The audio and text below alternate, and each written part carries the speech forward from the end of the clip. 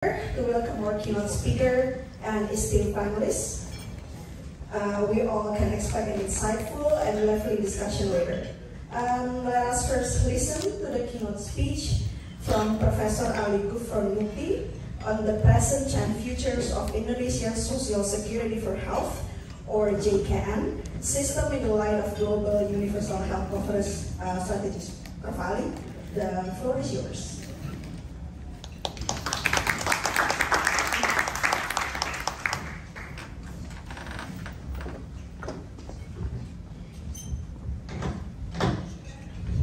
Good afternoon, ladies and gentlemen. First of all, I would like to thank, and it is my honor to speak here, Honorable Committee, and speakers like Robert Yates and Chris, also Elsa Dan, and the others, Bruce. Ladies and gentlemen, first of all, because of the time, I would like to keep my time just exactly 10 minutes. So, I was assigned to talk about the BPJS Kesehatan financing strategies, politics versus reality, and achieving universal health coverage. Next slide, please. So, that is my agenda, introduction, the long-term vision of Indonesian national health insurance JKN system, then the business model, strategy of BPJS Kesehatan, and organizational strategic program. Next slide, please. Yeah, so that is number one. Next slide. So actually BPJS Kesehatan, it was initially established in the year 1968. The name was BPDPK. It is cover only civil servant, retirees, and the family. Then moved in the year 2014 with the ASKAS change to be the BPJS. And integrated 5 different health insurance schemes into a single integrated scheme, offered only 121.6 million. So before 2014, there are at least 5 different health insurance schemes operated in Indonesia with approximately 300 schools, then integrated into single schemes with out-of-pocket payment around 50%. Then changed in the year 2022 into less than 25%. Next slide, please. So this is the importance of the political and critical phases because of the new regime in adequate healthcare facilities that time. Then reformation caused by monetary and political crisis in 1998. Then make the constitutional law amendment state has to develop social security scheme. Then House of Representatives initiated national Social Security law in the year 2011, and it had enough critical mass from various groups to change the law actually, and from many schemes into one single scheme. And it was launched in the year 2014, January. So when it was established, 6 years always deficit. Only when it was in the year 2021, then to be surplus or positive. And it was COVID period, and many people always want to be negative, except our organization already positive. And when we positive, then we paid all our debts to the hospitals. Then also we paid down payment, so before verification. Then increased tariff to the hospital, and the first history of Indonesian BPJS, we increased the application at primary healthcare. Then we were lucky to work presidential degree, number one, mandated that we have to work many ministries and institutions to support social security program of health. Next slide, please. So this is our vision actually, becoming dynamic, accountable, and trusted administrative body to achieve a quality, sustainable, equal, and inclusive healthcare services. Next slide. Yeah. So this is our challenges. First, the membership coverage, especially for the informal sector, it is very difficult. And then we make innovation of new funding sources for JKN, including domestic resource mobilization. So we use, for example, like tax tax for the tobacco. So earmark tax tobacco. And we improve service quality with quality information with 3 indicators to be easier. So just use the national identity number. Our members can access of healthcare across the country, both the public and private hospitals. Then faster. Usually they have to wait for 6 hours, but then we develop the queuing system online, so they can queue from home and need only 2.5 hours rather than 6 hours before. And then non-discrimination, because previously we were negative, so our members sometimes discriminated by the hospitals and services. So then we changed, then the satisfaction level increased 90%. So of course, the impact upon the COVID-19, now we have a pandemic, endemic, and it is responsibility of the BPJS Kesehatan. Next slide, please. Yeah, so now we have left behind 6% not yet covered. Next slide, please. Then this is our focus: improving service quality, increase the membership, maintaining JKN financial sustainability, strengthening organizational communication, then organizational capabilities trying to be increased. Next slide. Then again, 6% of our population not yet covered. This is our homework. Next slide, please. So when Germany started in the year 1883, when Otto von Bismarck, so to achieve universal coverage need 127 years. Then Belgium 180 years, the fastest is South Korea 12 years, and Indonesia need only 10 years. So that is, we achieved 262 or around 94% of the population. Next slide, please. So this our business model. Next slide. Yeah, so we were assigned to carry out and receive participant registration, then manage social security fund to the benefit of the participants. Next slide, please. Yeah, so our main task is actually how this pooling competencies, revenue collection, and then strategic purchasing. Next slide.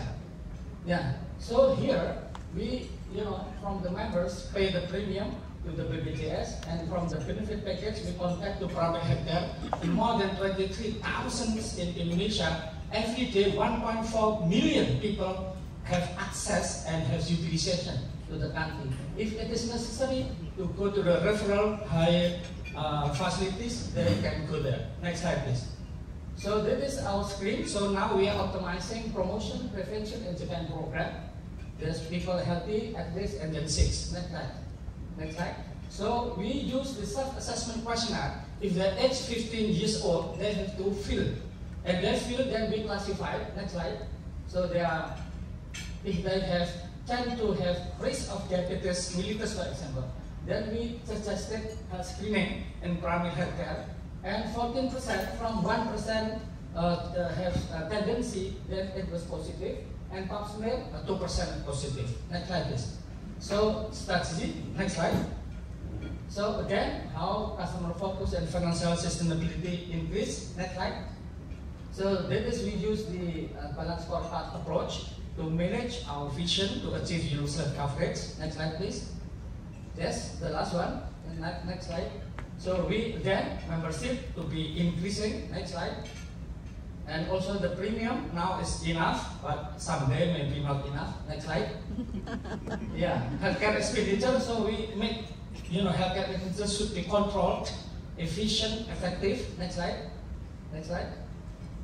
Okay, this is recognizing healthcare. So we develop telemedicine and also consultation, online consultation, even the medicine. So now we are trying, they can get medicine by online. Next slide.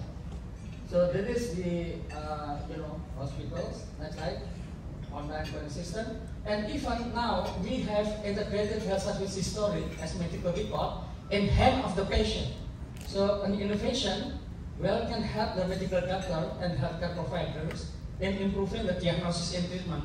After they have usernames, password, and they inform consent, the doctor and other hospitals, they can know it. For example, from the corner of the country in Jakarta, then doctor in Jakarta will know. Next slide, please. Next slide, please. So this, we already have JPN ecosystem, digitalization with the bank, finance, with members, healthcare providers, and interconnected with stakeholders, for example, Minister of Health and other ministers. Next slide. Next slide. Next slide. Yeah, so therefore, now our conclusion that many organizations appreciate us. Next slide, the last one. So for example, like ISA is International Social Security Association with 160 countries members. Has announced that BPJS Kesehatan is quite good in the good practice award. Okay. Congratulate all member institutions who took part in the competition. It was impressive to see the range and the scope of the solution.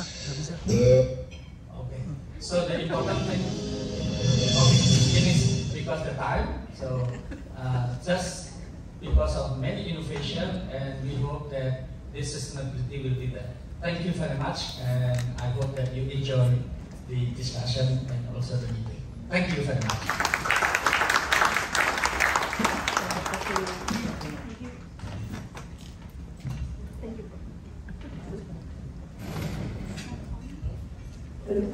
Thank you, Professor Ali. So we are now entering our panel discussion segment, which will be led by Elisha Dunjojo. Elisha is the President and Executive Director of the Global Health Council. She has over 20 years experience in advancing political will and increasing resources for policies and programs to improve the health of the communities worldwide. Elisha, the stage is yours.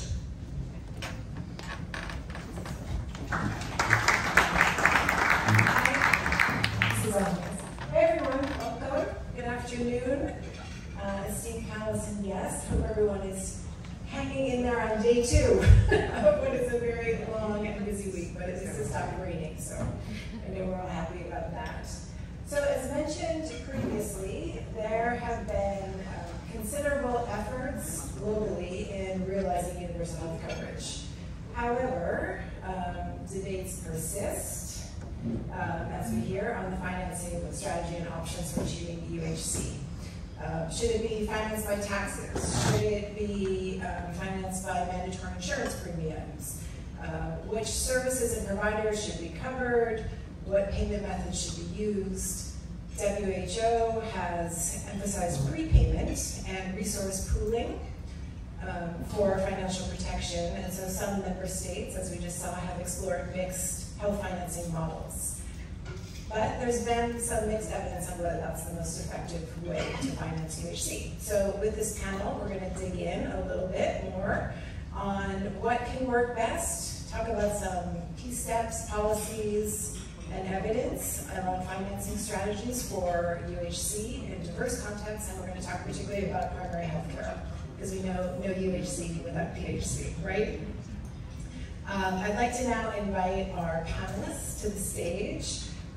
We're joined by Ivo Dia-Sanularsi, founder and CEO of CISDI, Dr. Ahmed Faudi, lecturer at Universitas Indonesia, Dr. Christoph Ben, Director of Global Health Diplomacy at the Joep Lange Institute, and Dr. Kimberly Green, Global Program Director, Primary Healthcare and Health. Welcome, everyone. Thank you for joining us. Okay, so we have a short amount of time and we have a lot of knowledge up on this stage. I'm going to ask that the speakers have 6 minutes each to deliver your answers when I pose you a question, and then we will have some time for a question and answer from the audience after we get through our discussion up here with the panelists. Okay, and there's timekeeping. Yes, there are my friends from CISDI. Okay, so let's talk a little bit about the national health insurance. So we heard from Dr. Ali about the case of Indonesia's national health insurance. And Dr. Faudi, I'm going to start with you. What do you think of the way Indonesia has handled multiple financing strategies to improve health coverage of the population? 6 minutes. Okay, thank you, Elisa. Yes. I will share the experience from from Indonesia. Actually, Professor Gufron already explained about the BPJS Kesehatan. And I can say that Indonesia has a very massive progress of universal health coverage in terms of expanding the population coverage, the benefit package, and also the reduction of out-of-pocket payment. So we can say that the Indonesian health insurance is the biggest single-payer health insurance system in the world. We have 2,061 million people registered as the beneficiaries of the health insurance in Indonesia. It is about 94% of population coverage. But despite the stark progress of the national health insurance, I think we have some problems that we have to resolve. Either from the demand side financing, also from the supply side financing. I will start from the demand side first. So Professor Gufron already mentioned about the membership of the national health insurance. We have several membership of the national health insurance, and one of them is the workers from the informal sectors and those who doesn't work. So we call them as a non-DD or independent beneficiaries. So the problem from this group is the low active members, the low active beneficiaries, because they have to contribute to the national health insurance with a specific amount of money. But the active, they don't pay it regularly. I think it is the problem. It is a problem of the social health insurance everywhere, and it happens everywhere, because people we face the problem of the low health insurance literacy among people. So if they don't feel they need to, they have to go to the healthcare facilities, they don't want to pay any contribution to the healthcare insurance agency. So this is the big problem in Indonesia, and it's also a big homework for BPJS Kesehatan to resolve the problem. And the second problem is, despite the high population coverage in the national health insurance, the question now is, who do access the healthcare facilities the most? There are some studies about benefit incidence analysis in Indonesia. But before we discuss about the benefit incidence analysis in Indonesia, I will give you some examples, but one example, because 6 minutes. So, okay. One example, a 33 years old woman in rural area, she was pregnant. She had a national health insurance. She was a beneficiary of national health insurance. She lived nearby the puskesmas, the primary health centers. But when the due date of her delivery was coming, and then she was referred to another facilities, and it forced her to be carried on the stretcher for 7 kilometers from her houses to the city, to the district hospital. And eventually, unfortunately, her baby died. She died. And then, and this example, this is the real story. And it is not only one or two stories in Indonesia. So the health insurance was there. The primary health care was there, but the problem is the quality of care is not there. So the problem of universal health coverage, I think, it is not only about the population coverage, it is not only about the benefits package, but it is also about the quality of care they provide. And what we miss from the discussion of universal health coverage, how to improve the quality from the primary care into the secondary care and tertiary care, and also the distribution across the country. Because we know the problem in low and middle income countries is maldistribution of healthcare infrastructure, maldistribution of human resources, maldistribution of midwife, and also maldistribution of medical specialists. I think that is the first 6 minutes. That's good. Setting a good example. Thank you, Ahmed. I think it's interesting to hear about the access experience with the multiple health financing strategies for UHC, and certainly there's some good practices in the theory there. But maybe, Dia, you can expand a little bit on the implementation issues that Ahmed brought up, and talk a little bit actually about how policymakers view human behavior and how that impacts implementation. Okay, thank you, Elisha, and good afternoon, everyone. That is a very loaded question, actually, because when we talk about policy, especially what Prof. Gufron has mentioned, in the health financing ecosystem, there is that gap. In Indonesia's case, there is that gap of missing middle.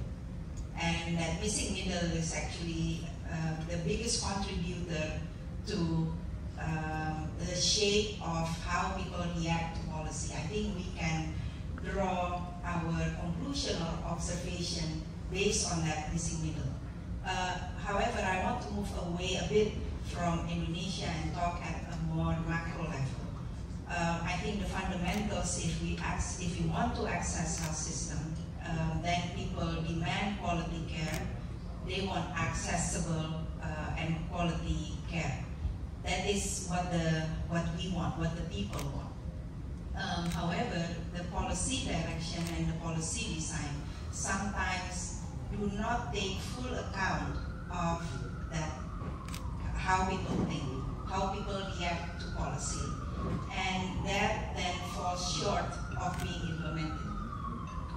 That's when people access healthcare or health facilities and they find it's still, they have to do out of pocket very high, the quality is not sufficient, and so on and so forth, and then they do not want to access health facilities anymore.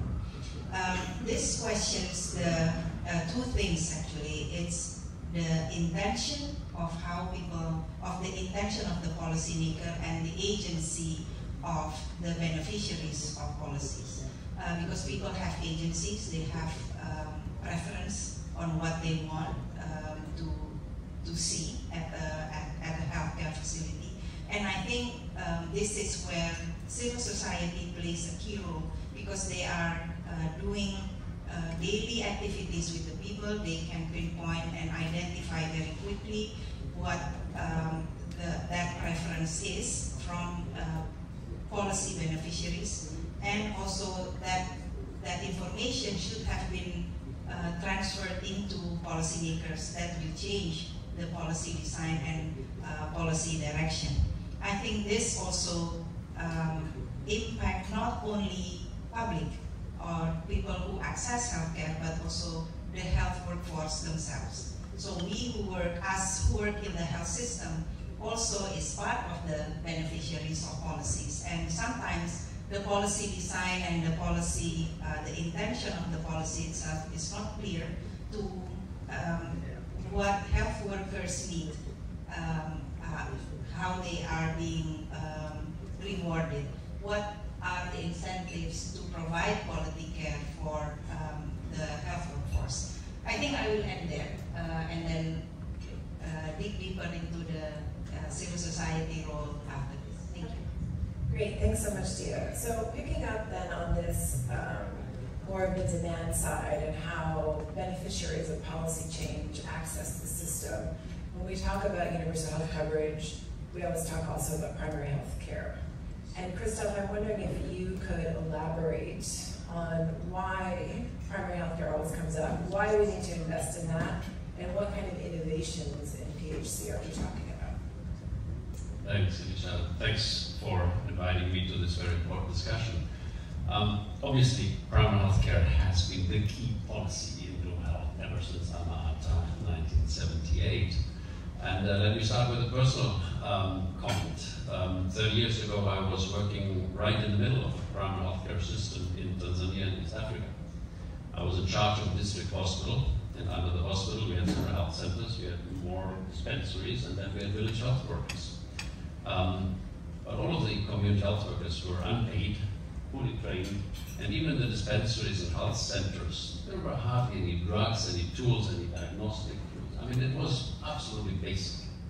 Now that was 30 years ago. Unfortunately, the situation hasn't changed that much in too many countries around the world. So I would first of all say, primary healthcare is a fantastic concept, but largely unrealized in its potential, right? It has the huge potential for UHC, but only if it is really financed. And if you have people working in the primary healthcare system that are equipped, that are trained, and that have access to kind of commodities and tools. So that's why the financing is so important. And because that's the case, if you want to persuade anybody to finance something, they need to know what is it that you want to invest in and what does it cost. And that's why our institute in the last few years has done a major study together with Duke University here in the US to do exactly that. We went through all the kind of evidence that there is for which interventions in primary healthcare really have an evidence base. And secondly, what does it cost? And we finished the study. It's actually being published in the Lancet now. I hope on time for the big primary healthcare forum in Jakarta in November. So it will come out. But I give you the kind of highlights of this study. What are the key interventions? Actually, our whole team came up with 3 evidence-based interventions. First, individuals and communities need to be empowered to engage in health decision-making. That might seem trivial, but it's very, very important. Particularly empowering women really pays off. There's a big return on investment for doing that. Secondly, we need a new model of people-centered primary healthcare. We need to put more tools in the hands of the people, not just the healthcare professionals, the workers, but the people themselves. And there are now, tools like self-testing and so on, where people can take, some of their health in their own hands. And that is very, very cost-effective. Thirdly, we need to train a new generation of community health workers, and we need to pay them. Anything that just depends on volunteerism doesn't work. And this is huge return on investment, but often not done. And these 3 elements need to be supported by 2 cross-cutting issues. One is digital tools and data that support that. And we have those tools now available. That's the amazing thing. And there's a real kind of breakthrough and revolution. And even since we finished our paper, there have been more advances in terms of, we all know the rapid diagnostic tests, but this is advancing very quickly.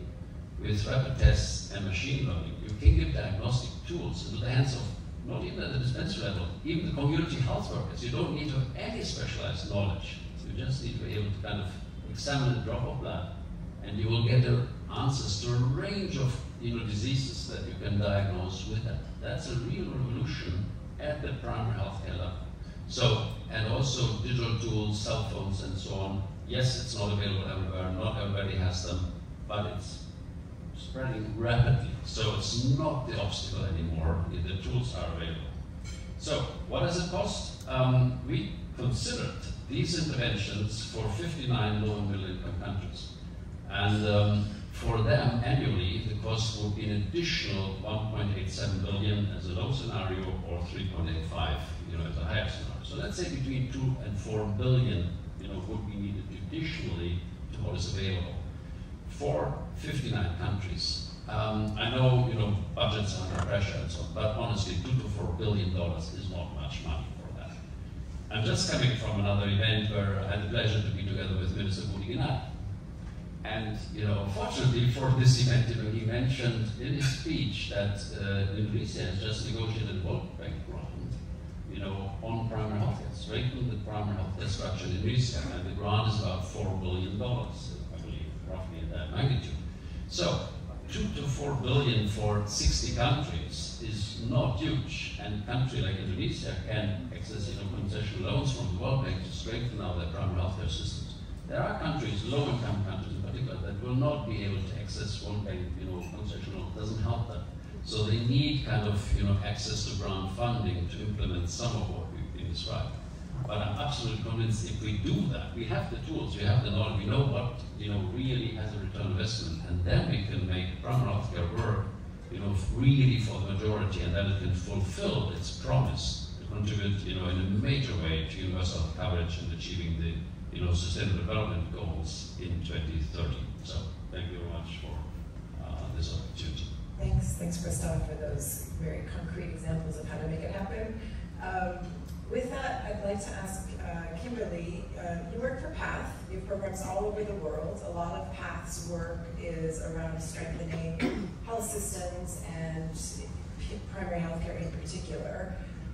We talk a lot about it as an entry to the health system for everyone. What about vulnerable populations? What are some good case examples of best practices in PHC and in financing with UHC to really support vulnerable population access? Yeah, thank you so much for that question, and thank you so much, Dr. Nia, for inviting me to be here. It's an honor. I think it's important to consider that question within the overall intention of primary health care and some of those best buys that Christoph just spoke to. So I think the first one that we've learned in our experience that is essential is working at a multi-level. So really working on political economy and really understanding who's being left behind and why, what are those structural barriers, and where can there be political changes or policy changes that may enable greater access and uptake. So tangibly, what does this mean? This can mean policies or legislation related to people with disabilities and how they can better access primary health care, as well as looking at gender-affirming laws and how transgender, non-binary individuals can access kind of gender-affirming care that they might need through primary health care, as well as thinking about adolescents and young people and the multiple barriers that they face and some of the really interesting opportunities with self-care, with self-testing, with injectable family planning tools that can really make access a lot easier for young people. So at that level, that's really critical, but it's impossible to make those changes effective at the policy level without strong community empowerment. So that was just, it's underscored. There's evidence behind that. If community is engaged and involved, and they are holding political leaders accountable for what is needed, where there are gaps in access to primary health care, and this is really the way that we make change. This is really how we take the theory of what we know can be impactful with primary health care, and where we saw with COVID, those countries that had tremendous responses, like Indonesia, like Costa Rica, Thailand, Vietnam, Rwanda, right? They had the foundation of strong primary health care, and it was inclusive. People trusted primary health care services, and they did really well with COVID response. So we already have the counterfactual of the what if. If you invest well, if primary health care is inclusive, then you have these robust responses. And just as a side note, I think as we're considering the impact of climate change and other health threats like AMR, these countries that have really modeled how to do primary health care in a strong way may be best set up as well to respond to these health threats. So I think we have to continue to learn from them. So the community engagement piece is vital, and in places like Kenya and Uganda, we've worked very closely with civil society organizations and with the national level. So there's that through line of advocacy on budget, for example, and really tracking where the budget is going for primary health care and using color coding of red, yellow, green. Are the funds getting to primary health care services? Are they being utilized in the right way? And is everybody able to access them as they should? And then using those data points to really push back and say it's not working in our county. We see in another county it's really working well. Why is it working here? And doing a diagnostic of what's not working. The other thing that we found was really important for primary health care, and this was spoken to before, is the issue of quality, right? You can build it, but they may not come because the services are not there, because the commodities are not there, and the healthcare workers are not paid. And so that's also a really important piece in terms of access and inclusivity. And so, it's so critical that we rethink the design of primary health care. In some places, there are more cost-effective ways that really meet the needs of people in a much better way, including leveraging technology, like telemedicine, for example, mobile services, and self-care. So this is a critical piece, and this requires also using human-centered design and really engaging with communities, with healthcare workers and leaders around how can we better adapt primary healthcare so it's truly meeting the needs of individuals. So one thing I really want to leave us with when we think about inclusivity is this really important quote from Paul Farmer. He said, if access to healthcare is considered a human right, who is considered human enough to have that right? And I think that's really the critical thing we need to ask ourselves when we consider primary healthcare. Is it truly accessible to all people? If it is not, we will never achieve universal health coverage. We will never get there. Thank you. Thank you, Kimberly. Okay, so I mean, it's refreshing to hear from each of you a people-centered focus. I think sometimes we talk about the money separately from talking about people. But I'm going to turn back to the money question and try and continue to connect these two. So Ahmed, can you talk a little bit more about what policymakers and countries need to think about and be cautious of when they're choosing blended financing strategies? And thinking about Christoph's number of 2 to 4 billion for 59 countries, what's your recommendation of how to go about that? It's a very hard question. So, yeah, I think there are some pitfalls that the policymaker have to avoid. I will talk about the primary healthcare first. The primary healthcare system, the financing primary healthcare system, it needs a fully understanding of the primary healthcare system itself in that respective country, because it is very different between one and another countries. So for example, in Indonesia, you have public and private primary care. And public primary care, they serve for community, also for individual services. So you can say that people can go for the screening to primary healthcare services, but in fact, they don't go to the primary care. Why? Because they feel that it is not the public primary care, it doesn't provide a high quality of care. So how to improve the quality of care? It needs a financing system that gives the incentive for the public primary care to improve their quality of care. We discuss a lot about the performance-based payment in primary care, but some success, some failures, but we need to look into deep about the healthcare system itself, because in public primary care, when they receive 2 pockets, for example, they receive the money from the public, from the government, from the local government. They receive also money from the capitation in Indonesia, from the healthcare insurance. And when you give the performance-based payment or performance-based financing, to what extent they can improve the quality? This is the first one. And the second one is the most important thing, aside from the primary healthcare centers, is how to solve the maldistribution of healthcare infrastructures and how to attract more investment for the private sectors to build new healthcare facilities in remote area, in rural area, and then they can serve people or serve people for in remote and rural area there. Because from the benefit incidence analysis, you can say that access to public primary care and public hospital is pro-poor. But actually, when we say that people, they don't go to but we also say that from the benefit incidence analysis also, it is concentrated, the high quality healthcare services is concentrated in urban city, in urban area.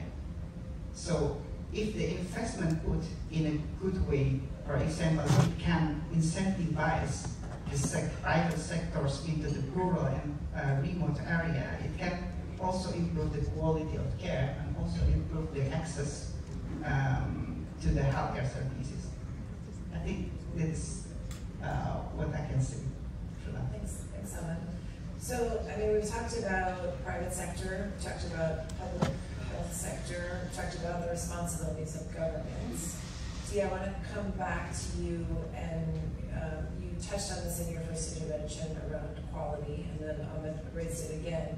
But you also started to talk a little bit about the role of civil society and communities, and I would love for you to expand on that piece in terms of behavior and access, but also the relationship with private sector, public health sector. How does civil society and communities help to achieve PHC and UHC?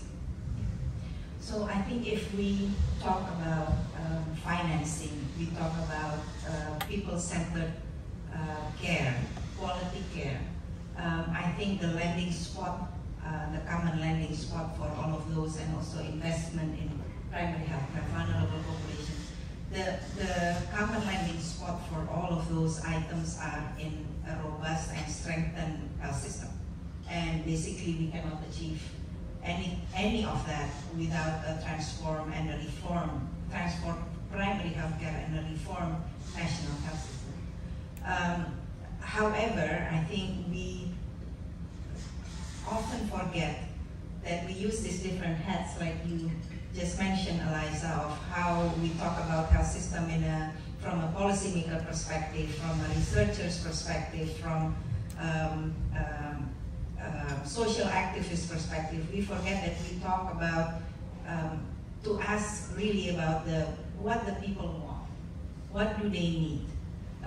In CISDI, our experience before COVID and during COVID, during the pandemic, we learned that one, health literacy of the people are still quite low. So it's very difficult to explain about health. Don't even try to go into explaining about what is supply side and what is demand side. They just know, okay, I want to get information about health, I go to the primary healthcare center. I don't feel well, I go to the primary healthcare center. If they are too far away, located too far away from the primary healthcare post or center, then they access community healthcare workers. So I think that that is essentially the role of civil society, to be the bridge in strengthening the health system and to ensure a transformed primary healthcare. Because community health workers, we are now still advocating for them to be paid well based on merit. And civil society needs to play a role in that part. That unless that the elements are there, the ecosystem of primary healthcare couldn't ever be formed. We will always look at the health system in a fragmented way. We will look at primary healthcare system as a nice to have or a nice addition into the health system, while it actually is the forefront, the front line of the health system itself. So the role of civil society is to advocate that, to help in the intervention, and civil society is not by any means singular, it is very diverse. CISDI works at intervention, policy, advocacy, and campaign at across the levels of government, from communities to subnational to national governments. But I do realize we do have to acknowledge that communities itself have to be strengthened. So that then will elevate the health literacy, and then information from communities, data from communities can actually be in the hands of policymakers. So that's civil society is the bridge, the conduit that will ensure information they get to where they have to reach, and also interventions can be done at communities level. Thanks, Leo. So if we have civil society and communities telling what is needed, and then we have policymakers willing to take action, we still need the money. So Kimberly, I'm going to go back to you. And can you talk a little bit about challenges to financing PHC, particularly in low and middle income countries, and some concrete strategies to address the challenges? Yeah, that's an easy question to address. So it's interestingly, WHO did a study, and in 2019 they looked at how much money is going towards primary health care in lower and middle income countries. And they saw a net increase. However, they saw that governments were only contributing 40% of what was being allocated, because what was being allocated was out-of-pocket expenditures, right? Individuals paying for their primary health care. And so that tells us that this was our kind of baseline pre-COVID. And so when we look at overall per capita expenditures in low-income countries for primary health care, it's around $3 to $6. In lower middle-income countries, it's around $60 per person, right? So it's very low. And when you think about the fact that around 50% of the world's population does not have access to essential health services, right? And that a number of people, I think it's 100 million people every year, go into debt because of health expenditures. We have a substantial problem. There are major challenges in terms of how do we ensure that every person is able to access health care and that will not put them at risk and in debt. And so, I can say that there's some key challenges that we want to highlight within that. One, there's not enough funding overall within the health account, right? And so here, who is the most important ally within government? Obviously, it's leadership, of course, which I spoke to before. And within that, though, Ministry of Finance. Ministry of Finance, their love language is money. That return on investment analysis is so critical of why. What will they get back if you invest in primary health care? What is the return on investment? And so there's been some really exciting work that's been done to make that case. So that is really critical. And so then the second piece is, even within the health accounts, what percentage goes towards primary health care? And we see in a number of countries, the majority is still flowing through tertiary and secondary, not to primary health care. And so here it's so important to work with the community, to work with advocates, to work with allies within the government to pinpoint how much money is flowing, what could be done to unstick the money, how do we get the funds to primary health care services, and then within that, how do we track over time those funding flows? And even if they get to primary health care, sometimes through different challenges, it's difficult to spend those funds. So that's a critical piece. The third one has to do with global health financing. As Christoph mentioned, in some countries, global health investment and financing will continue to be important for primary health care. And yet, the world has made it really hard for countries to use global health financing. Why? Because it tends to be siloed and focused on a single disease or specific areas. It does not allow for governments to make their own decisions about how to utilize those resources based on their own priorities, what communities need. And so, I'm heartened there's, some analyses that are being done through the Future of Global Health initiatives with Dr. Joep Lange's leadership at USAID. He's embracing primary health care integration, even though the US Congress, makes funding available through specific allocations by disease area. So our own structure within the US government makes it really difficult to do this kind of integrative financing and support for primary health care. I think the Global Fund is trying to embrace a more integrated structure, GFF and others. However, we're not there yet. I think there's still a lot of challenges with those mechanisms, and as global advocates, as researchers, we need to continue to put pressure on them. The last thing I'll say is reforms.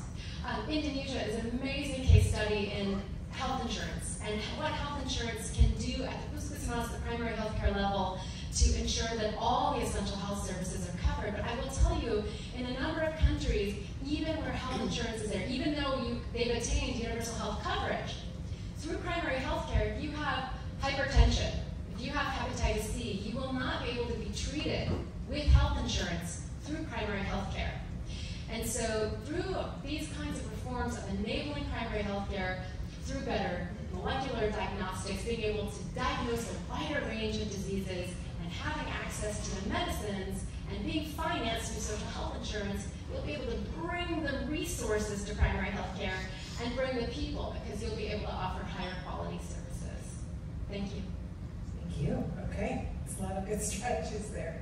I'm going to give Christoph the last question here before we go to audience question and answer. So if you have a question at the ready, start getting ready to stand up.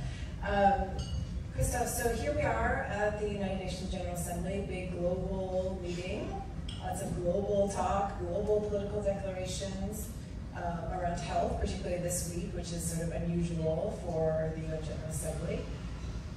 After all of this global work, though, people go back to their home countries where health systems are designed, implemented, services are delivered at the national level by local actors predominantly. So how do we foster that kind of cooperation, or even beyond cooperation, translating all of these global promises into local work and sustained financing at the local level? Yeah, indeed, we are here, a big week on global health, 300 meetings and so on. So I don't want to sound too pessimistic, but I don't think that too many ministers of health or ministers of finance will go home after this session this week and knowing now what to do, right? How to finance primary health care, because it's not a financing conference or anything like that. So let me go back to maybe try to concretize, how I see this financing mix to play out.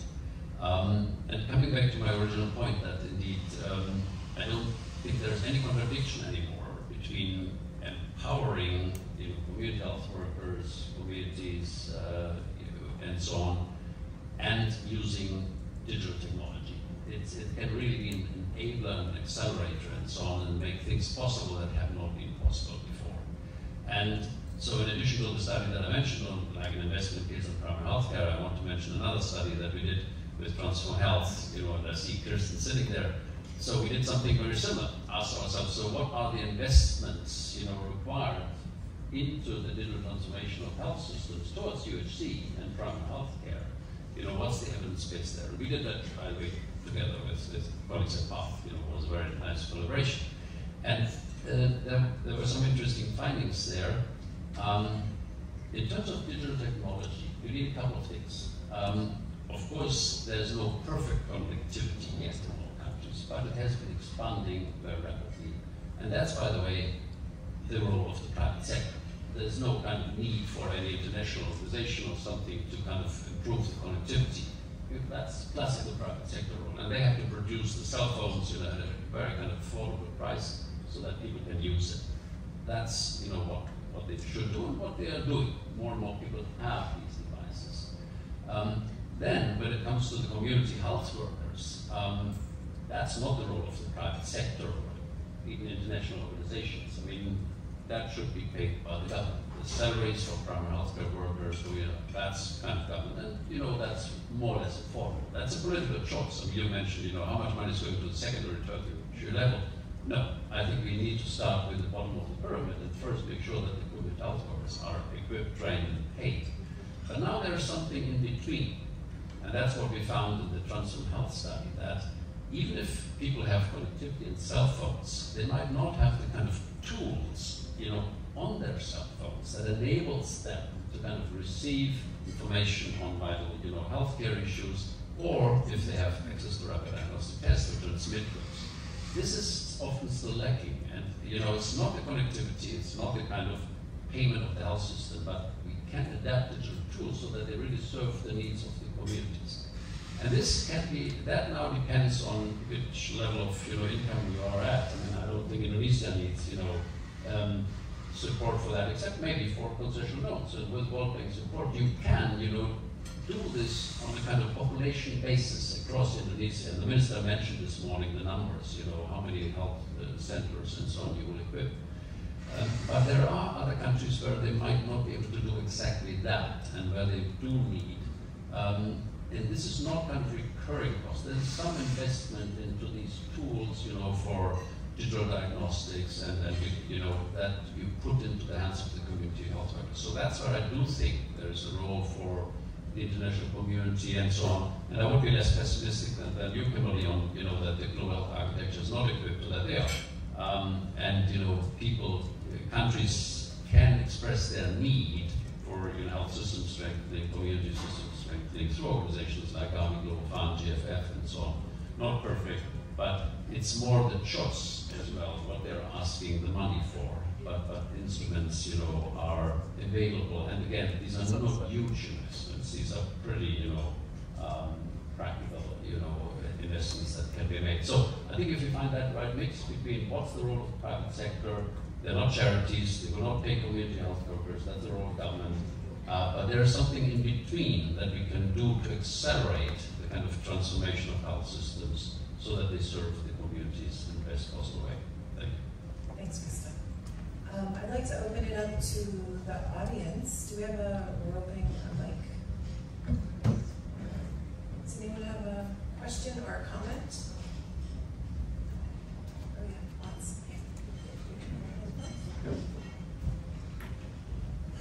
And can you just introduce yourself as well? Thank you very much, everyone. My name is Dr. Kate Obayabona. I'm OBGYN from Nigeria, and Global Surgery Research Fellow with the program in Global Surgery and Social Change, Harvard Medical School. Thank you very much for that wonderful session. My question is to Daya. How can we effectively communicate the long-term benefits of investing in the primary health care and, by extension, universal health coverage to policymakers and politicians, considering the potential resilience to allocating significant resources to primary health care in the short term and in the long term? And for someone like me who is coming from Nigeria, are there any successful examples from low middle income countries, especially sub-Saharan Africa, that have been able to strike that balance between the political consideration and the financial realities of implementing universal health coverage, especially at the primary health care level? We usually face this challenge in implementation. The resources are simply not there for the implementers to go ahead with carrying out the activities. Thank you very much. Thank you. Maybe we'll take a couple of questions at a time. Maybe we can take one or two more. Right back there? Yeah. You, yes. Hi, I'm Miriam Sapin. I'm the North American Executive Editor of The Lancet. So thank you very much for this important session. We're sitting here right now in the United States that has no UHC, no PHC, catastrophic health expenditures where it costs thousands of dollars to just even find out if you're going to live from a cancer diagnosis. And at the same time, we are in a situation where we're looking at global health financing, which is under tremendous threat. As you know, PEPFAR may not be funded again. We are moving into an election year where in 2024 we could have a doomsday scenario. And I'm really interested in what our country counterparts and some of our global health counterparts think about what we do, knowing that could be likely. If the United States fully pulls out significantly its global health financing, how does that affect everything that we're talking about here, and what can we do to start thinking about that in the event that it could happen? Thank you. Okay, that's not an easy question. So why don't we start with those two? Thanks, yeah, I'll start with yours. Examples of balancing political desire and resilience. Okay, thank you. I will answer your question first. The short answer, albeit it sounded like a copywriting from an ad, is to see health as an investment instead of a cost. I mean, if we put the hats of ministers of finance, for example, or private sector person, then you have this cap of 2 to 3 years return on investment, otherwise that's a bad investment. in health, you cannot take that same boundary and implement that in health policy making. In health policy making, everything is a long game. There is no short game when you are talking about the health of the population. So in a long game perspective, then health is also a long-term investment, which in a country like Indonesia, then we can talk about having the golden generation in 2045, which will be a 100-year anniversary of Indonesia independence. Then if we have a long-term perspective on seeing health as an investment, then we can talk about building a robust, reform, transform national health system. As for examples, I just read a study done in Kenya, actually, sponsored by UNICEF, where they did a 5-year study, and every dollar they invest in primary healthcare actually gives back $16 in human capital. I hope I get the number right. But it's a 5-year study, and then they get into that number. WHO sets a minimum of 1% of GDP in primary healthcare to achieve a transformed primary healthcare, and that's in the Astana Declaration. I think that's the investment case of primary healthcare. Another example that we can draw on is in Thailand and also in Vietnam. I think Thailand has built a successful enough ecosystem of making sure that interventions at community level goes up into as an information or factual-based information, evidence-based information at national level with their National Health Assembly. Subnational governments are actually held accountable of implementing and seeing policies being made and being implemented. So those two are what I can think of on top of my head. And I think Indonesia has set its standards very high with the universal health coverage, with the national health insurance mechanism that's being in place 10 years ago. So the demand side standard is actually there. Now it's the supply side that needs to meet that demand side standard. So we as in Indonesia can follow suit with Thailand, with Kenya, with Vietnam, and when we rebuild our health system, hopefully the concession loan being taken by Indonesia from the World Bank will help us build the road there. And I would like to touch upon colleague from the Lancet's question. One, I hope the US does not pull out from the global health financing. It is, Christoph can shed a light on that a bit, but if countries, if developed countries pull out, then ideally, like what Christoph has mentioned about community health workers and what I just mentioned about a long-term investment perspective in health, then ideally, countries like Indonesia or low-middle income to middle-income countries can step up and then not only fulfilling the needs of budgeting. This morning I was in a meeting where President Santos said, show the love to health in the budget. So actually that is the aspiration that we advocate for. We hope that that is the way where low-middle income and middle-income countries can go.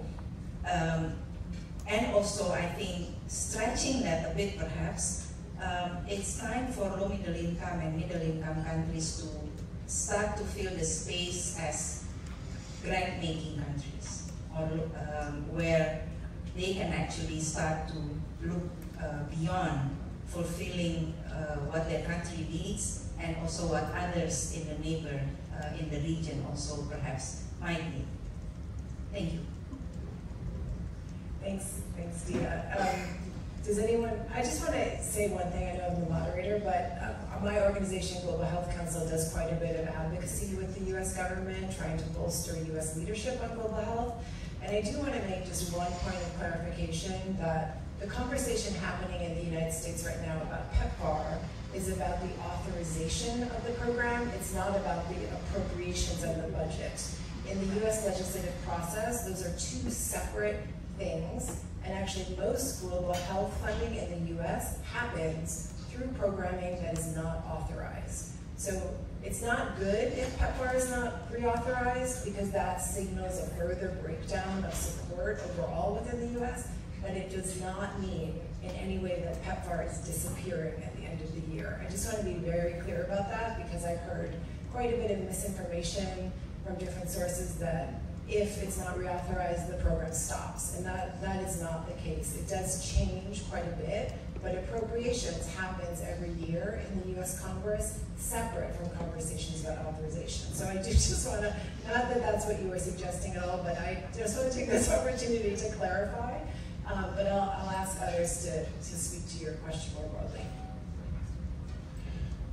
Yeah, I think, you know, you're raising obviously a very important point, and it goes beyond the US, right? I mean, you are asking basically, are we approaching a kind of doomsday scenario where the US might reduce its funding in global health, and then others might also reduce their funding? And I don't want to give the impression that many of us are not seeing, you know, a challenge here. We are approaching a period between 24-26 where basically all the big global health institutions are going through their replenishments, including now WHO, then Gavi, Global Fund, GFF, and others. And this falls into a very, very difficult period of elections, not only in the US. All G7 countries will basically go through elections in that period, and that might, I mean, it will be difficult. However, otherwise, I would also agree, you know, with Alicia, that for the US you have to look at it, you know, a little bit, yeah, in a more differentiated way. And indeed, you know, the arguments that these are investments with huge return economically and in human terms, and, you know, proving that you can save lives with these investments so far have assured, you know, bipartisan support in the US. And I just hope that this will continue. And then there is a little bit of a division of labor between the US and the other major, you know, donor countries. The US has been focusing more on disease-specific programs, PEPFAR, PMI, and so on, and strong support of the Global Fund. And whereas Europe, Japan were also strong supporters of the Global Fund, Gavi, and so on, but with a stronger, you know, emphasis on health system strengthening. And I think that's likely to continue. It will not be easy to kind of secure all that money in the future, but I think we will continue to look. And then, let's face it, the big issue is health and climate, and how, you know, where is the investment coming from to support climate and pandemic resilient health systems? And primary healthcare will be absolutely key for that. That is the big challenge. That will require much more investment than what we have had so far to make the health systems and the primary healthcare systems, you know, climate resilient. That is not yet clear where that is coming from, but it will require a mix of, you know, many countries to invest in that. The US is key, but the other key is that, you know, many countries will support this kind of support for health systems and primary healthcare. Otherwise, everything that is being discussed this week at the high-level meetings, UHC and so on, will not happen. You know, if there is not this broad commitment from countries from around the world, actually from all countries, not just the richest, you know, global countries. Kimberly, do you want to add to anything, or should we move on to the next question? I would just add, agree with everything that's been said, and that, you know, we've seen, you know, for the past 2-3 decades, at least for U.S. politics, global health investments, it's been all over the map. And yet, there's also been immense and exciting progress, right, in addressing a number of different health areas through U.S. investment and through the G7. But I would also add now, excitingly, Dr. Diaz's point really around the G20 and the role of middle-income countries, that they are playing already in global health, and that, you know, perhaps this is an opportunity for them to play even a greater role with Indonesia, with India, with Brazil, with others, increasing the investments that they're making, contributions that they're making as well. Thanks. Thanks, Kimberly. Are there other questions or comments from the audience? If you raise your hand, someone will come to you with the microphone. Gentleman right there. Oh.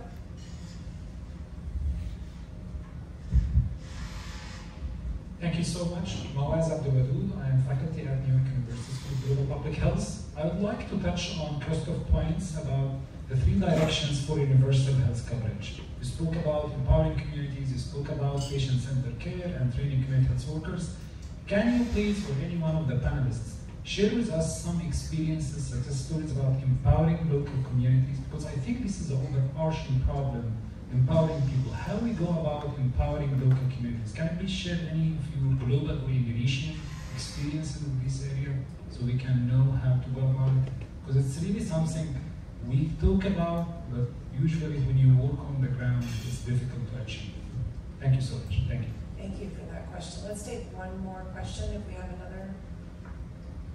Back there, the green sweater. Jacket.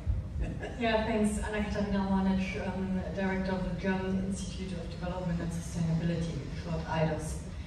Thank you for the very interesting discussions. I want to sort of touch on the role of health financing as a model for rethinking beyond ODA discussions, rethinking the whole financial architecture. And I mean, in the past sort of years, we've been again and again thinking that the health financing could actually indeed act as a model. At the same time, we now have some new leeways in the reform discussions on the level of the World Bank and IMF, and so movement has been made on the one side. On the other side, we have new donors coming up, we have a new development bank, we have a BRICS extension, etc., etc. So we have a different geopolitical situation, and I'm wondering whether you can say a few words on how you reflect on that. Do you actually still see a possibility for health financing to act as a model, where exactly, in which areas, and then link that with the whole climate change topic? Because I mean, the financial needs will go up, and prevention has not featured strongly yet in the discussion here today, but we know actually prevention and investments into the resilience of societies will be crucial in the years to come. So sorry, it's a sort of a collection of questions, but maybe worth discussing. Thanks. Thanks very much. So maybe we'll take the first question. I know, Kimberly, do you want to tackle this one? Any concrete examples of what empowering local communities means? And Dia, if you want to chime in. Yeah, I think, and this builds off of Dia's points. You know, for us in our experience, there's a piece around, where you have robust civil society already, and where there's already engagement in the health system, there's an opportunity to further build trust and connection with civil society and primary healthcare services, and providing feedback and accountability to how the services are offered. And there's some great examples of that, including in Kenya, which I spoke to before, in Uganda, in India, Senegal, places where you have that already robust role of civil society, and just helping to create those connections with primary healthcare so that there's routine dialogue around the fact that there's specific stockouts, or there was challenges with accessing specific services, and working together around what can be done to address those through something more formal, through human-centered design, or just basic relationships, just that trusting connection.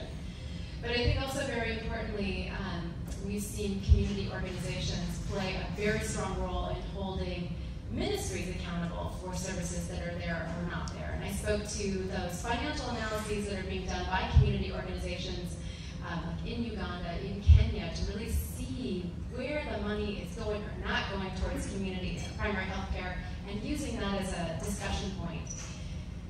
We're also seeing increased advocacy related to community health workforce. We felt how important they were during COVID, and their role is not well remunerated, they're not well protected, they're not well trained in some instances. And so they play a really exciting role now, in terms of global advocacy, some of you may have heard of CHIC, Community Health. I'm not going to get the full acronym of CHIC, but CHIC is this amazing global organization which is all about advocating for the role of community health workforce and holding governments accountable for the lack of financing and institutionalization of community health workforce within the healthcare system. So I think all of those are really important examples that are live now that can be looked at of how communities are really engaged in providing feedback, advocacy, using their voice to influence how decisions are made at the service provision level, but then also through the national level. And one last point I'll make is that through Global Fund and PEPFAR, we've seen this model of community-led monitoring, which is really exciting because that's where civil society organizations are measuring the quality of services that are offered with clear metrics, clear indicators, and those are being captured in dashboards and other ways where they're very concrete and very clear tools for advocacy. And I'd love to see that approach expanded into primary health care. So there's a more maybe concrete or systematic way of holding PHC accountable to the services it needs to offer. But before Dia chimes in, can you just expand a little bit, like how does that happen? How do communities become empowered? Because I think we talk a lot about after they're empowered, here's what they do. But what's the first step? So that example you give from the Global Fund, is it a partnership between private sector, between international NGOs and community, or like how do you take that first step? Yes, that's a very good question. I think that fundamentally it really depends on the situation in each country, but yes, there's empowered local organizations or networks and also international groups, including PATH and many others, that have specialty in advocacy and civil society engagement, and also work very closely with health system, national level through to community. And so already have established those relationships and are able to support dialogue and those initial conversations between community and the health sector. But then also just investing in some of the systems, the operational structures of civil society organizations, financing, governance, all of those pieces that are really critical in order for them to be strong and sustained in the long run. Okay, so perhaps I can answer your question and also your question, Elisha, about how. CISDI has been in primary healthcare since its inception. Actually, that's the DNA of our organization, and it was done in peaceful time, quote unquote. It was done way before COVID, and it's to reform and strengthen primary healthcare in hard-to-reach areas. We send teams of young health professionals. One team had one medical doctor, nurse, midwife professionally. We sent them for a year and then alternating with another team for a period of 3 years in the same location. At that time, what we found as very beneficial key takeaways were how communities need to be facilitated. They need a friend to help them access care, to give them education about when should I access primary health care. Give education about basic health principles, just simple answering questions, but they need a team to, the community needs this team, but also the primary healthcare posts need this team as well. So this team became the bridge between primary healthcare centers and communities.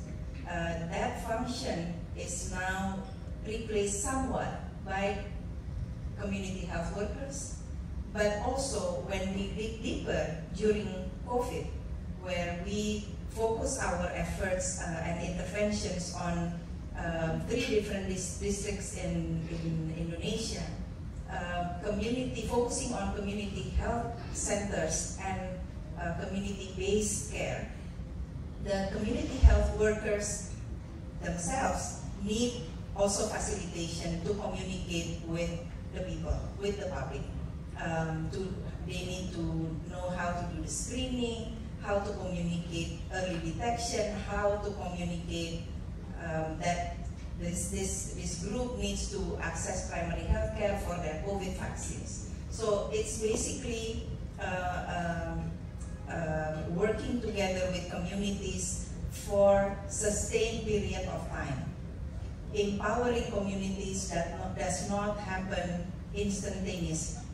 It requires working together with the communities, with the healthcare centers, with also what we call in Indonesia posyandu, that's actually the community-based care centers, working together for at least a period of a year, 6 months to a year. During COVID, time was not on our side, so we shortened it down to 6 months, and then we sent other team to work with them for another 6 months. But ideally, to have a good reform, we need 2 to 3 years of constant facilitation and working together with both communities and also the team of health professionals on the ground. I hope that answers a bit of both of your questions. Thank you, Tina. Oh, go ahead. Yeah, sorry.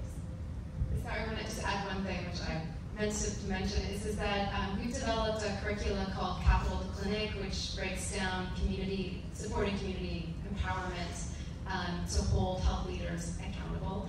So it's an 8-step process, it's very concrete, and I'm happy to send the link to you, so let's talk afterwards. Yeah, thanks. That's great, thanks. Okay, so let's take this next very big question about health financing, writ large, climate financing. And maybe, Ahmad, we can actually start with you. What are you seeing about UHC financing being used as a model for other sectors? Climate in particular.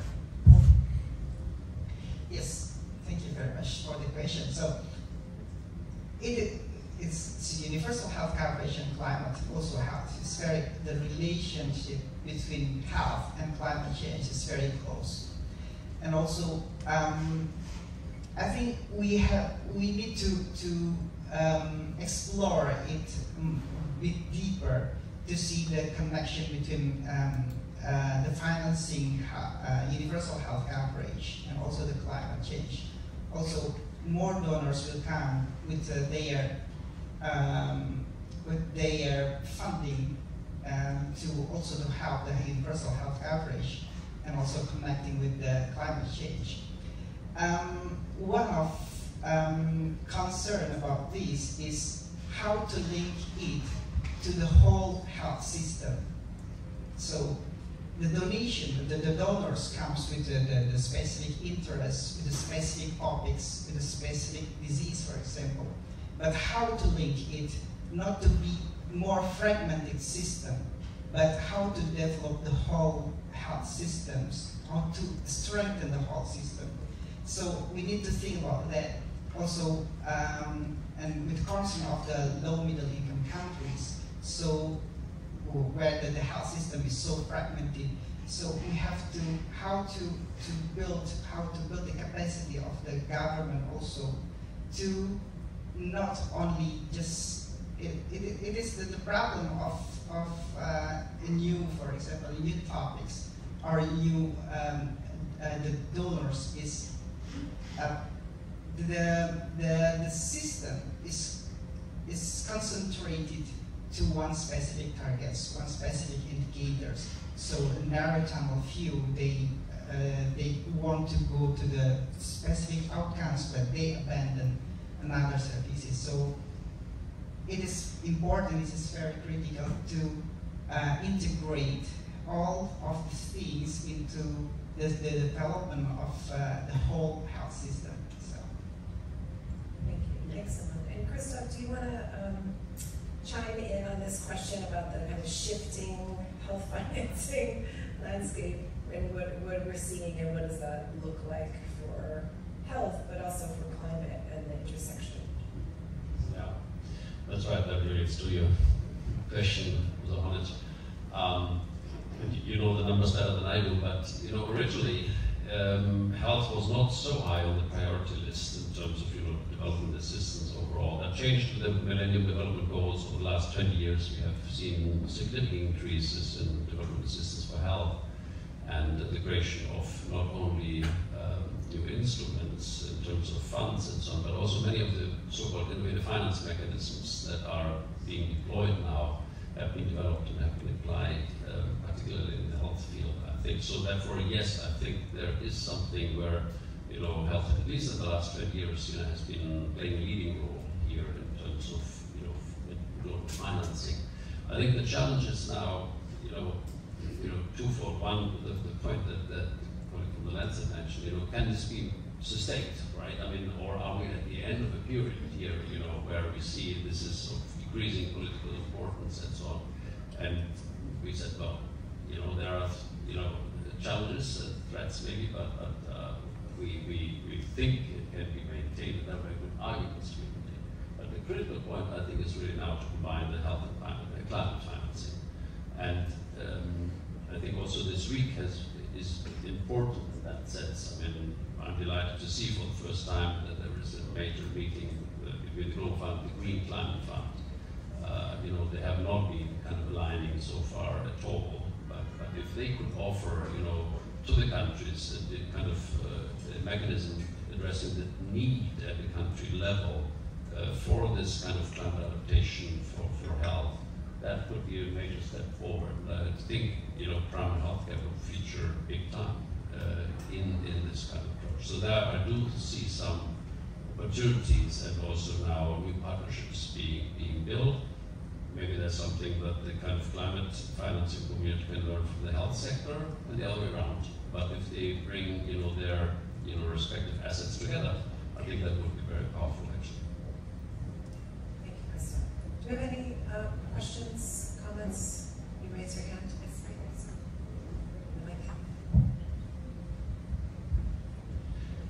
there. Good afternoon, everyone. My name is Moses Uribe. I work in sustainable financing, and we have a planetary health focus in what we do. And I wanted to ask you a question regarding the application of social impact bonds in financing and advancing healthcare. Why haven't we seen enough of these instruments around being applied for government? We've seen one in Kenya that increased access to sexual and reproductive health services and solutions. But why have you not seen more traction in these sort of instruments? Thank you very much, and thank you for the insightful conversation we had. Thank you. That's good. We can take one more question back there.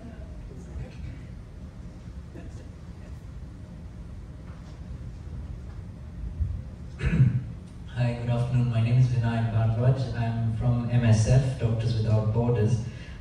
The question I have is around how PHC expansion is measured in terms of its success. Is it something that relies a lot on, for example, the WHO's UHC Service Coverage Index? And if so, how are countries thinking about people who forego care? Because WHO asks us to measure catastrophic health expenditure or out-of-pocket spending, but it doesn't really give us any indication of people who actually don't even seek care because either the facility is too far to afford transport or there are associated costs which they can't cover.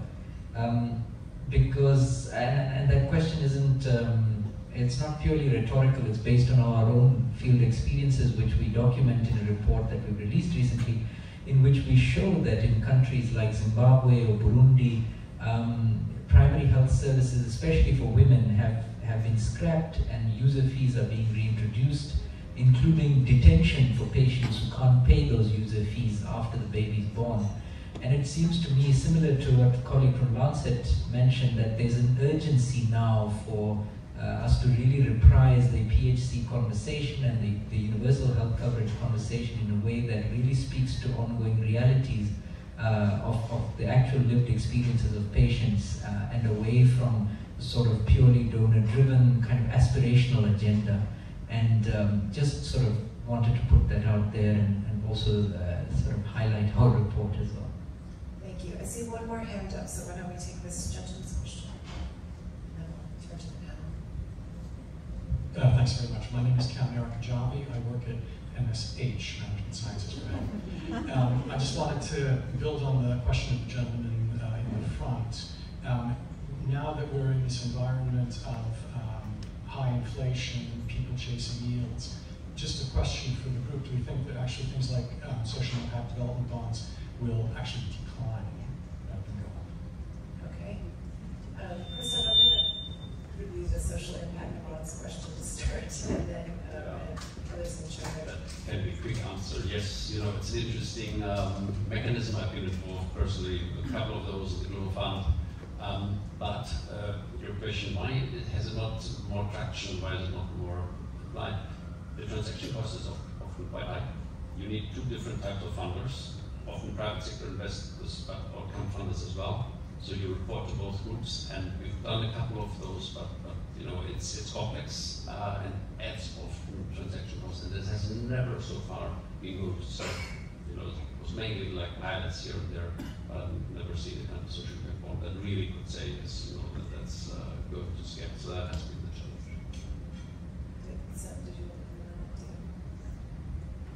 I think I would like to just touch briefly on that.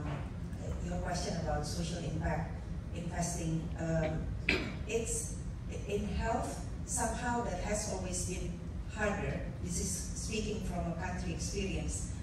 Health has always been harder to invite as an invite for social impact investing rather than climate or environment.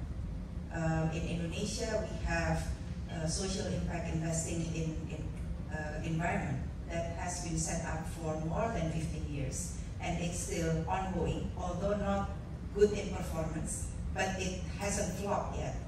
But on the contrary, when we try to set up something for health,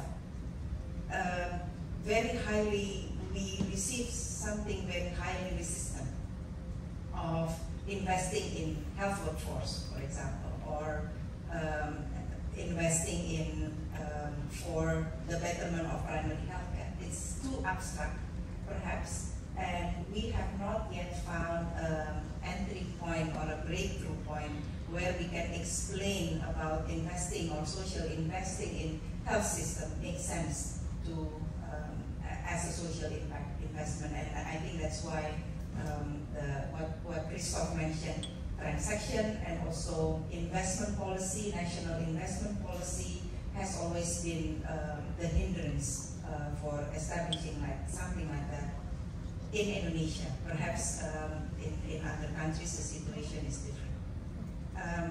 And I would like to also jump in on the your question about colleagues from MSF and also MSH for the question about the BHC expansion measure. I think, again, that's highly depending on national policy, where we see in Indonesia, again, for example, because health is decentralized by law, because health is decentralized, then the reimbursement for, or the insurance for delivery cost is only for the delivery itself, and the additional cost for transport and so on is not being insured. That's why it's very important to ensure that we still have mandatory spending or some sort of commitment allocation in the budget to ensure that that gap of the missing part of the financing can still be supplemented by the government, because some costs are, again, should not come out of pocket. It should come from government budget allocation as part of the political commitment. Yeah, thanks. I just wanted to ask the question around what's being measured by governments related to primary health care. So you may or may not have seen this, let me know if you haven't seen this, but WHO has published primary healthcare measurement framework and indicators, and those also track access equity, right? So it's looking at the entire, everything from required inputs all the way to outcomes, right? And so it covers all of these pieces that we've been talking about: inclusiveness, quality, access. And so I'd be happy to share that link with you. Some countries have, there was a previous iteration of these indicators called vital signs, and some countries have applied this in a very collaborative way with the community and other stakeholders. Kenya's done this, other countries have done this. And so it puts a spotlight on where are the gaps, the equity gaps, the challenges in primary health care where a country and community and private sector and others need to focus on. Thanks. Okay, we have time for a few more questions. So I see in the middle table there, the black, stand up. I think you can stand up. That's it's blue, but yeah. Joep Lange Institute, we work on digital solutions to health financing, so just adding to this conversation around social impact bonds and private forms of return-seeking finance. A lot of what we've seen in the space is exactly what the panelists are saying, but in addition to that, thinking about what are the incentives. So thinking of this from the investor's perspective, it's seen as there's a lack of maturity in the sector and the risks are really high from a traditional impact investing perspective. Data, lack of infrastructure and health systems, reporting frameworks, and just standard KPI metrics. It's really easy to invest in the climate space because we've got standard metrics. In the health world, we're not using them as well as we could. The second thing is that outcomes payers, like they're the real people who are paying, right? Who are the winners? The impact investors. Who are the losers? The outcomes payers. They're paying huge overheads to offer a return on investment for the initial people who provide liquidity in these situations. And we think that that's wrong, and that the real value of these investments is being left on the table, thinking about the long-term value to society that can actually be captured. So thinking about, once again, data, system strengthening to be able to provide those signals if there is a desire for private sector investments in the space. Thanks. Can you pass the mic to the woman right behind you? Thanks. I'm Mit Phillips. I work for MSF also. Dr. Phillips. And of course, our experience is more in countries where UHC is not so much advanced, where it is very much needed to increase access. And as my colleague Vinayak said, about all the abuse that is also linked to not being able to access care.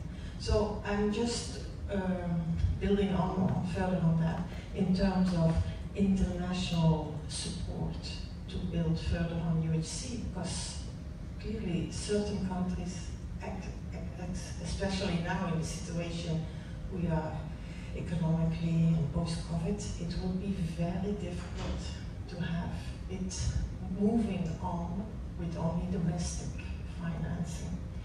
So for those countries that don't have that or are not willing to, because they are also there, I'm just wondering for the new mechanisms that were discussed, what kind of new financing mechanisms are there, and what kind of lessons have they learned from, for example, the Global Fund? Was it really a game changer in funding recurrent costs, like the medicines, which was taboo before?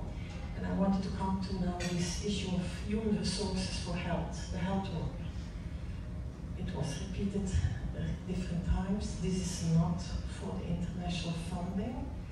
So how are we going to get out of this situation if that is not possible? And do you see any ways of getting exceptions on the international funding to tackle that kind of recurring cost, also to have health workers in sufficient numbers being able on the payroll, being adequately remunerated?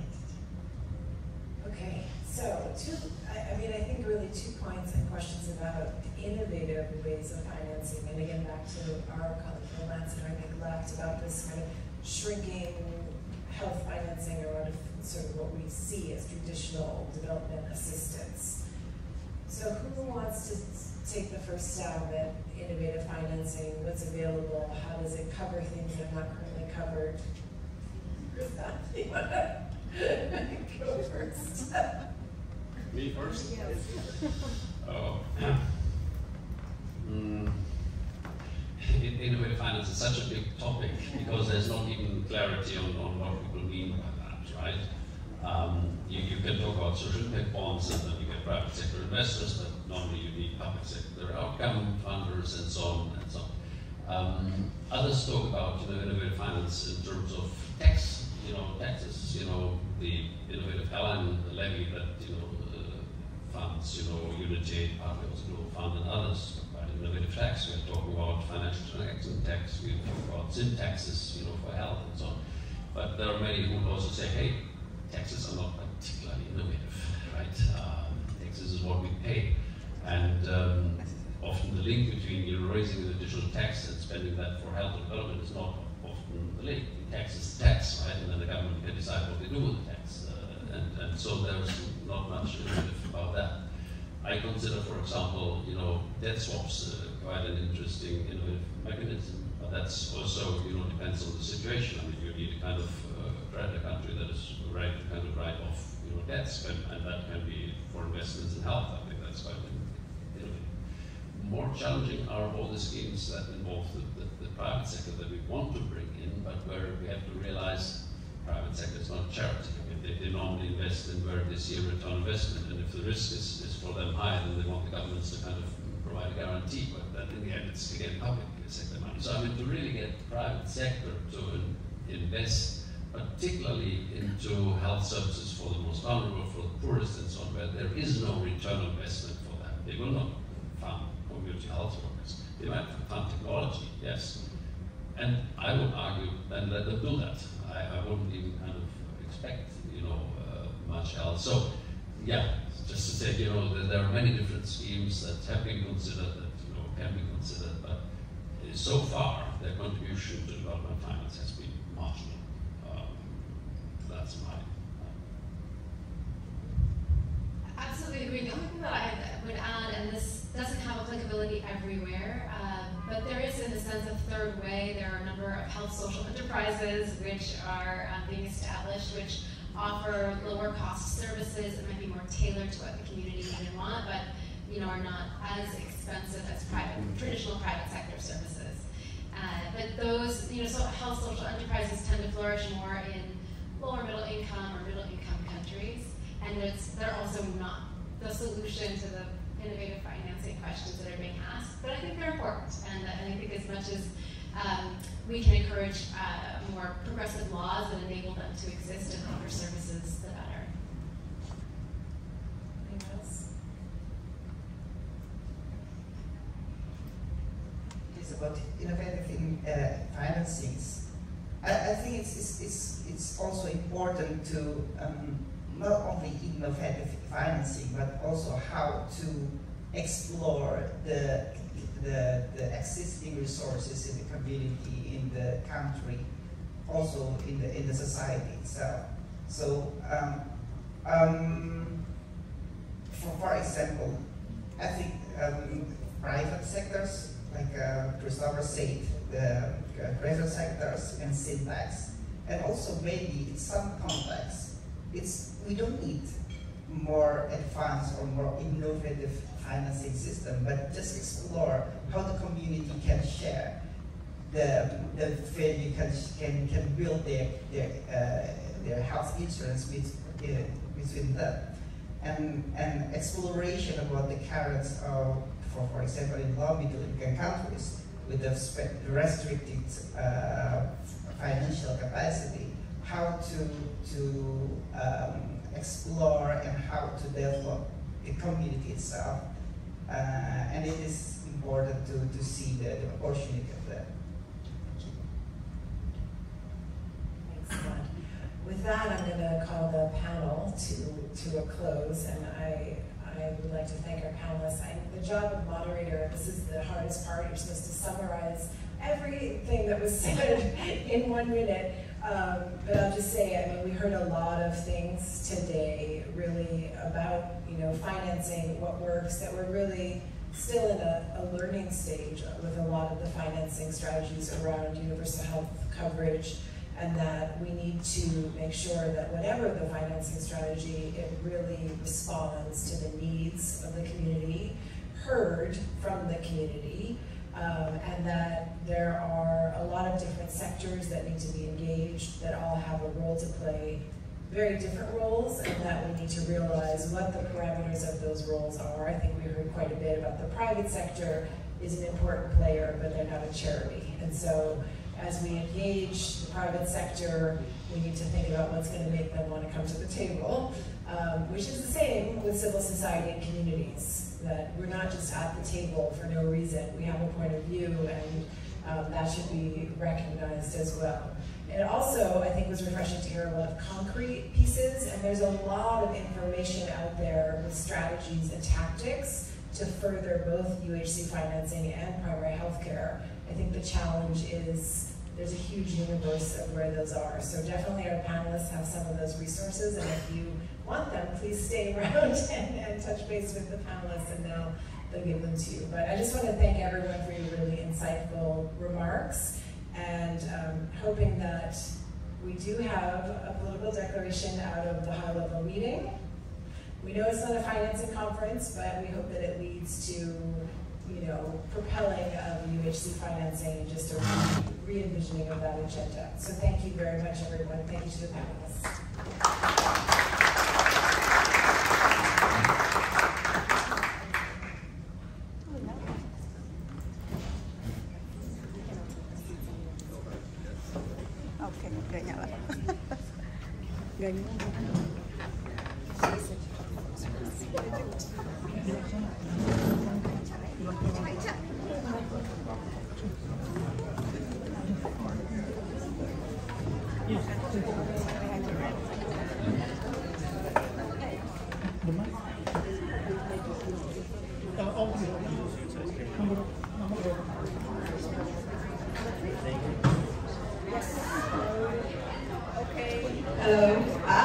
Finally it's on. Okay. Before we conclude the session, I have an invitation to convey. So for you who wants to continue the discussions on the healthcare financing, primary healthcare, we invite you to Jakarta on the 13th and 14th of November. We're going to have a primary healthcare forum. It's a forum that is co-initiated by us, Joep Lange Institute, and Access Health International. And there will be competence forum where a multi-stakeholders meeting dedicated to setting global priorities for health. There will be expert stages and panel sessions, and also primary healthcare innovation showcase. So for the details, you can register yourself, and thank you for attending this event, sticking around to the finish, and I